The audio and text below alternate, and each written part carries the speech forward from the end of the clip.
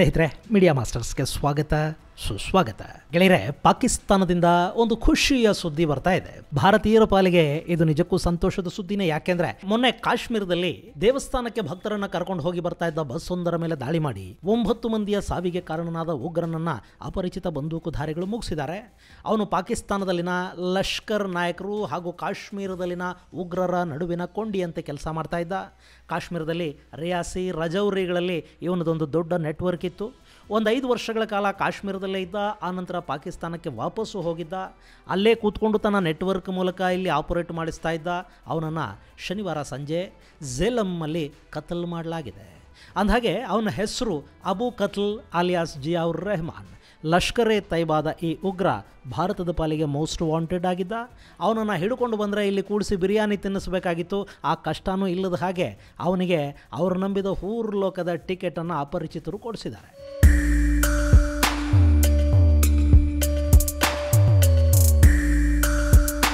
ಗೆಳೆಯರೆ, ಜಿಯಾವುರ್ ರೆಹಮಾನ್ ಮೂಲತಃ ಪಾಕಿಸ್ತಾನಿ. ಇವನು ಲಷ್ಕರ್ ಎ ತೈಬಾ ಸಂಘಟನೆಯಿಂದ ತರಬೇತಿಯನ್ನು ಪಡ್ಕೊಂಡಿದ್ದ ಉಗ್ರ.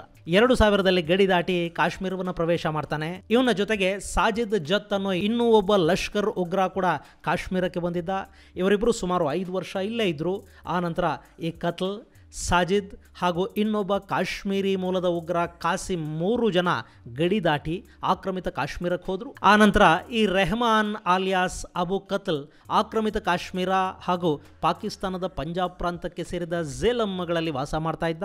ಇವನು ಕಳೆದ 20 ವರ್ಷಗಳಿಂದಲೂ ಕಾಶ್ಮೀರದಲ್ಲಿನ ಲಷ್ಕರ್ ಉಗ್ರರು ಹಾಗೂ ಪಾಕಿಸ್ತಾನದಲ್ಲಿನ ಅವರ ಅಪ್ಪಂದಿರ ನಡುವೆ ಒಂದು ಸಂಪರ್ಕದ ಕೊಂಡಿಯಾಗಿ ಕೆಲಸ ಮಾಡ್ತಾ ಇದ್ದ.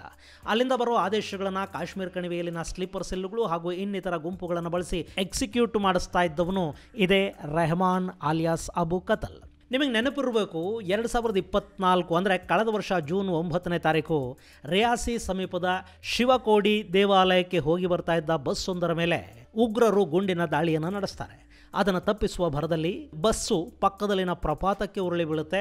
ಅದರಲ್ಲಿದ್ದ 2 ಮಕ್ಕಳು ಸೇರಿದಂತೆ 9 ಮಂದಿ ಸಾವಿಗೀಡಾದರೆ 41 ಮಂದಿ ಆ ದಾಳಿಯಲ್ಲಿ ಗಾಯಗೊಂಡಿದ್ರು. ಈ ಘಟನೆಗೆ ಸಂಬಂಧಪಟ್ಟ ಹಾಗೆ NIA ತನಿಖೆಯನ್ನು ಆರಂಭ ಮಾಡಿತು ಮತ್ತು ರಜೌರಿಯ ಹಕಮ್ ಖಾನ್ ಅನ್ನೋನನ್ನು ಬಂಧಿಸಲಾಯಿತು. ಅಲ್ಲಿ ದಾಳಿ ನಡೆಸಿದ್ದ ಉಗ್ರರಿಗೆ ಆಶ್ರಯ ಹಾಗೂ ಇನ್ನಿತರ ಅಗತ್ಯ ನೆರವನ್ನು ಒದಗಿಸಿಕೊಟ್ಟಿದ್ದು ಇದೇ ಹಕಮ್ ಖಾನ್ ಅಂತ ಹೇಳಲಾಯಿತು. ಆನಂತರ ತನಿಖೆಯಲ್ಲಿ ಗೊತ್ತಾಗಿದ್ದೇನು ಅಂದರೆ, ಈ ದಾಳಿಯನ್ನು ಪಾಕಿಸ್ತಾನದಲ್ಲೇ ಕುಳಿತು ಈ ಅಬು ಕತ್ಲ್ ಆಪರೇಟ್ ಮಾಡಿದ್ದ. ಹಾಗೆ ಅದಕ್ಕೂ ಹಿಂದಿನ ವರ್ಷ ಅಂದರೆ 2023ರ ಜನವರಿ 1ನೇ ತಾರೀಕು ಡಾಂಗ್ರಿ ಅನ್ನೋ ಗ್ರಾಮದಲ್ಲಿ ಹಿಂದೂ ಗಿರಿಜನರನ್ನು ಗುರಿಯಾಗಿಸಿಕೊಂಡು ಉಗ್ರರು ದಾಳಿ ಮಾಡಿದರು. ಅವತ್ತು ಮನೆಗೆ ಬಂದು ಬಾಗಿಲು ಹೊಡೆದ ಉಗ್ರರು ಮನೆಯಲ್ಲಿದ್ದವರು ಹಿಂದೂಗಳ ಮುಸ್ಲಿಮರ ಅನ್ನೋದನ್ನು ಖಚಿತಪಡಿಸ್ಕೊಂಡು ಆಮೇಲೆ ಅವರ ಮೇಲೆ ಗುಂಡಿನ ದಾಳಿ ಮಾಡ್ತಾ ಹೋದರು.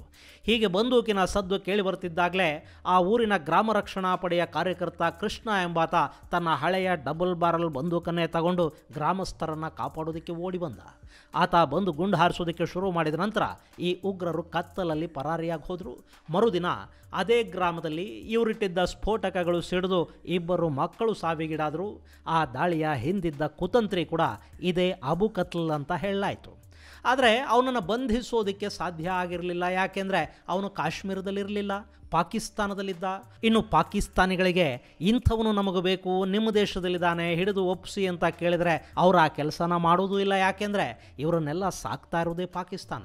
ಹೀಗಾಗಿ ಲಷ್ಕರ್ ಉಗ್ರರ ಬಗ್ಗೆ ಪಾಕಿಗಳಿಗೆ ಹೇಳೋದ್ರಿಂದ ಕೇಳೋದ್ರಿಂದ ಯಾವ ಉಪಯೋಗನೂ ಇರೋದಿಲ್ಲ. ಸೊ ಭಾರತದಲ್ಲಿ ದಾಳಿಗಳನ್ನು ಮಾಡಿಸಿದ ನಂತರ ಕೂಡ ಅವನು ಪಾಕಿಸ್ತಾನದಲ್ಲಿ ಸೇಫ್ ಆಗಿ ಉಳ್ಕೊಂಡಿದ್ದ. ಆದರೆ ಇತ್ತೀಚೆಗೆ ಸ್ವಚ್ಛ ಪಾಕಿಸ್ತಾನದ ಅಭಿಯಾನ ಯಾರೋ ಬಂದೂಕುಧಾರಿಗಳು ಮಾಡೋದಕ್ಕೆ ಶುರು ಮಾಡಿದ್ರಲ್ಲ, ಅದಾದ ಮೇಲೆ ಈ ಅಬು ಕತ್ಲ್ಗೆ ಕೂಡ ಭಯ ಶುರುವಾಯಿತು.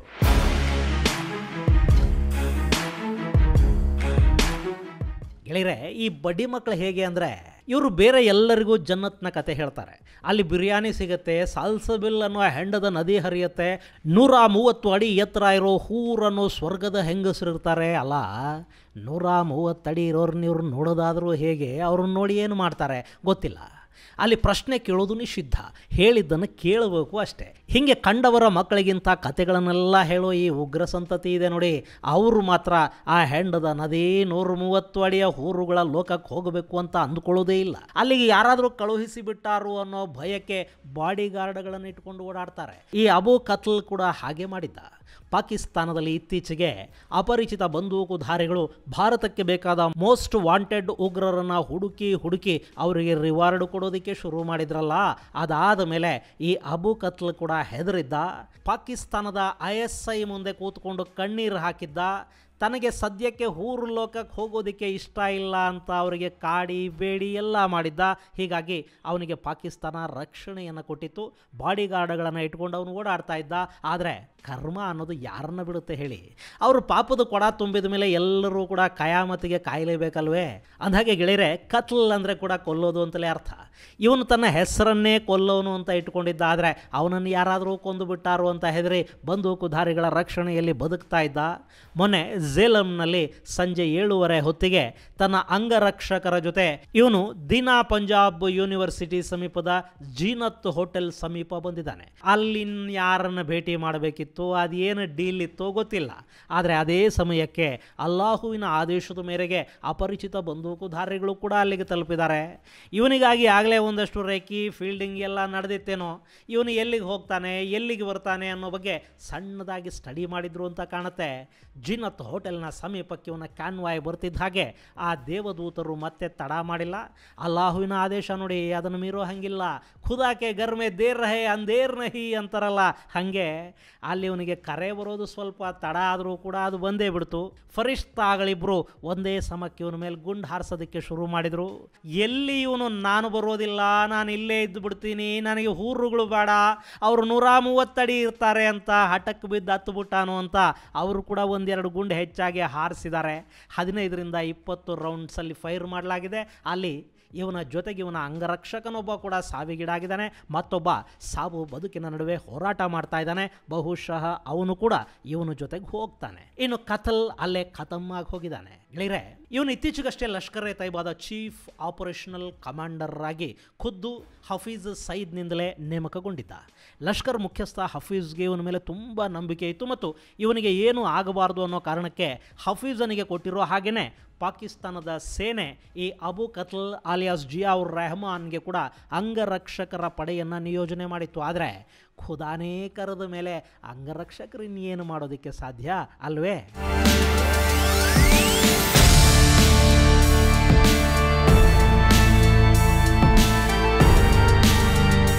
ಇನ್ನು ಇವನ ಮೇಲೆ ಕಾಶ್ಮೀರದಲ್ಲಿ ನಡೆದ ಹಲವಾರು ಕೃತ್ಯಗಳಿಗೆ ಸಂಬಂಧಪಟ್ಟ ಹಾಗೆ ಪ್ರಕರಣಗಳು ದಾಖಲಾಗಿದ್ವು. NIA ಕೂಡ ಚಾರ್ಜ್ ಶೀಟನ್ನು ಸಲ್ಲಿಸಿತ್ತು. ಆದರೆ ಪಾಕಿಸ್ತಾನದಲ್ಲಿ ಅಡಗಿ ಕೂತವನನ್ನು ಹಿಡ್ಕೊಂಡು ಬಂದು ಇಲ್ಲಿ ನ್ಯಾಯಾಲಯದ ಮುಂದೆ ನಿಲ್ಲಿಸಿ ಜೈಲಲ್ಲಿಟ್ಟು ಬಿರಿಯಾನಿ ತಿನ್ನಿಸಿ ಅವನಿಲ್ಲೇ ಜೈಲಲ್ಲಿ ಇನ್ನಷ್ಟು ಉಗ್ರರನ್ನು ಸಿದ್ಧಪಡಿಸಿ ಇದೆಲ್ಲ ಮಾಡೋ ಅವಕಾಶ ಮತ್ತು ಅಗತ್ಯ ಯಾವುದೂ ಇಲ್ಲದಂತೆ ಅವನನ್ನೀಗ ಯಾರೋ ಪುಣ್ಯಾತ್ಮರು ಜನ್ನತ್ಗೋ ಜಹನ್ನಮ್ಗೂ ಕಳುಹಿಸಿ ಕೊಟ್ಟಿದ್ದಾರೆ. ಮೊನ್ನೆ ಅಮೆರಿಕ ಐಸಿಸ್ ಉಗ್ರನೊಬ್ಬನನ್ನು ಕಳುಹಿಸಿಕೊಡ್ತು. ಈಗ ಇದ್ಯಾರೋ ಪಾಪ ಈ ಲಷ್ಕರ್ ಉಗ್ರನಿಗೆ ಟಿಕೆಟ್ ಕೊಡಿಸಿದ್ದಾರೆ. ಅವನ ಆಗಲಿಕ್ಕೆ ಪಾಪ ಲಷ್ಕರ್ಗೆ ತುಂಬ ದೊಡ್ಡ ಹೊಡೆತ. ಕಾಶ್ಮೀರದಲ್ಲಿ ಆಪರೇಟ್ ಮಾಡ್ತಾ ಇರೋ ಲಷ್ಕರ್ ಉಗ್ರರಿಗೆ ಇದು ದೊಡ್ಡ ಹಿನ್ನಡೆ ಕೂಡ. ಆ ಬಂದೂಕುಧಾರಿಗಳು ಯಾರೋ ಗೊತ್ತಿಲ್ಲ, ಅವರು ಹೊಟ್ಟೆ ತಣ್ಣಗಿರಲಿ, ಭಾರತದ ಏಜೆನ್ಸಿಗಳಿಗೆ ಬೇಕಾದ ಇನ್ನಷ್ಟು ಉಗ್ರರಿಗೆ ಟಿಕೆಟ್ ಕೊಡಿಸಿ ನಮ್ಮ ತೆರಿಗೆ ಹಣನ ಅವರಾದರೂ ಉಳಿಸ್ಲಿ ಅಲ್ವೇ? ಇದು ಗೆಳೆಯರೆ ಕತ್ಲ್ ಅಂತ ಹೆಸರಿಟ್ಕೊಂಡವನ ಕತ್ಲೆಗೆ ಸಂಬಂಧಪಟ್ಟ ಒಂದಷ್ಟು ಮಾಹಿತಿ. ಮುಂದಿನ ಸಂಚಿಕೆಯಲ್ಲಿ ಮತ್ತಷ್ಟು ವಿಶೇಷಗಳ ಜೊತೆ ಮತ್ತೆ ಭೇಟಿಯಾಗೋಣ. ಅಲ್ಲಿವರೆಗೆ ಜೈ ಹಿಂದ್, ಜೈ ಕರ್ನಾಟಕ.